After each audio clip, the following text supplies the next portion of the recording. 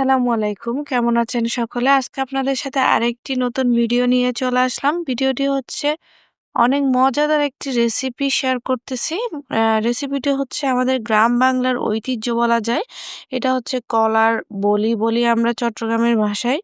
আর অনেকে কলার শাঁস বলে। তো কার অঞ্চলে কি নামে ডাকে আমাকে কমেন্ট করে জানাবেন। এইগুলোকে ভালো করে আঁশ ছাড়িয়ে হচ্ছে কুচি করে নেওয়া হয়েছে। এরপরে তেলে ভেজে নিব। তো এটার জন্য বেশি করে পরিমাণে পেঁয়াজ আর রসুন নিয়ে তেলে ভেজে নিছি।